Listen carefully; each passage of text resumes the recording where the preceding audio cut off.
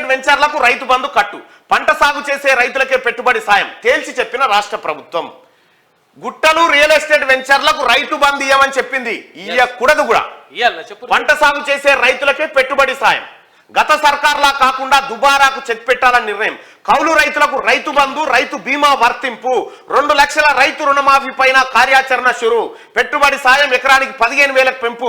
బెంగాల్ తరహా పంటల బీమా అమలుకు నిర్ణయం. బడ్జెట్ లో వ్యవసాయానికి 19,746 కోట్లు కేటాయించిన సర్కార్.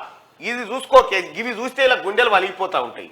వామ్మో, గుట్టలు రియల్ ఎస్టేట్ వెంచర్లకు మేము ఇస్తే ఇప్పుడు ఇవ్వకపోతే ఎంత పరిశాన్ అవుతుంది. మేము తప్పు చేసిరు. మీరు 1000%.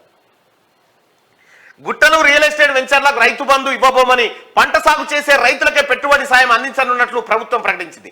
ఈ మేరకు బడ్జెట్ లో వ్యవసాయానికి 19,746 కోట్లు ప్రతిపాదించింది. గత సర్కార్ అమలు చేసిన రైతు బంధు పథకంలో అసలు రైతుల కంటే పెట్టుబడిదారులు, అనర్హులు ఎక్కువ లాభం పొందడంపై సమీక్షించనున్నట్టు తెలిపింది.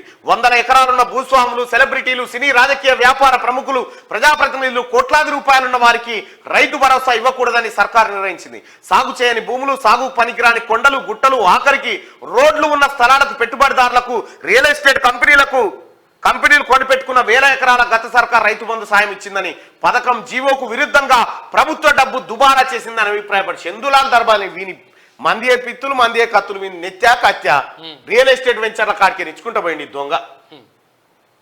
ఇప్పుడు యాదాద్రి దగ్గర అది కూడా పెట్టారు, పాంప్లెట్ కూడా వేసారు, మీరు ప్లాట్ కొనంటే మీకు రైతు బంధు కూడా వస్తుందని పెట్టింది గతంలో.